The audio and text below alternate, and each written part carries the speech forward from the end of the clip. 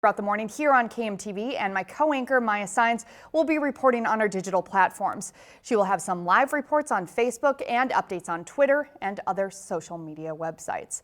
But first, we're going to begin with a check of our forecast with Weather Alert Team Meteorologist Mark Stitz. And Mark, I know another big thing that we're talking about this week is Severe Weather Awareness Week. Yes, so much going on in the world. We can't, though, forget the fact that we are heading into that spring season and also, Courtney, of course, severe weather season. Courtney, we saw our share of that already. Was that Thursday last week? I think you're right on that. It's just, everything's just been a blur for the last 2 weeks, honestly. Yeah, so every day here, a couple times during the morning show, we're going to take you through a few things that we want to remind you of heading into severe weather season. Today, we want to kind of talk about the process of alerting you days in advance to the fact that there could be severe weather. Now, let me start with saying this is a fake map. I just made this up. This is not for today's forecast. We are not expecting severe weather for today. But again, just want to show you an example of, again, the process we take you through alerting you to severe weather days out. This is the risk categories issued by the Storm Prediction Center. Again, this is not for today, just an example though. And what this basically does is days in advance starts pinpointing a large area where we could see the potential for severe weather. Again, days out, so you can start to prepare. And this kind of goes by color scale. Green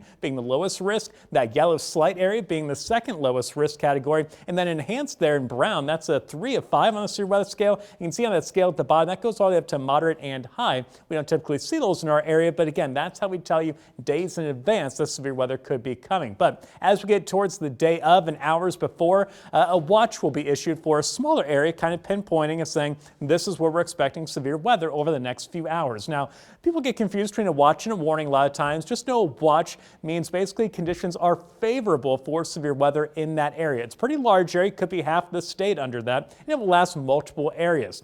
That basically just means review your severe weather safety plan with your family and be ready to take action. Make sure you have ways to get warnings, because a warning is for a very small area, let's say maybe one county or a couple parts of a couple of counties, and that means severe weather at that time is likely happening. So if it's a tornado warning, that would mean the tornado is more than likely on the ground at that point. Lasts less than an hour, again, a smaller area, it means to take shelter immediately. So how do you know there's a warning? Well, stay with us here on 3 News Now. We'll, of course, keep updating you if there's a warning issue. Of course, know weather radio, a great method to get those warnings in your home or on the go.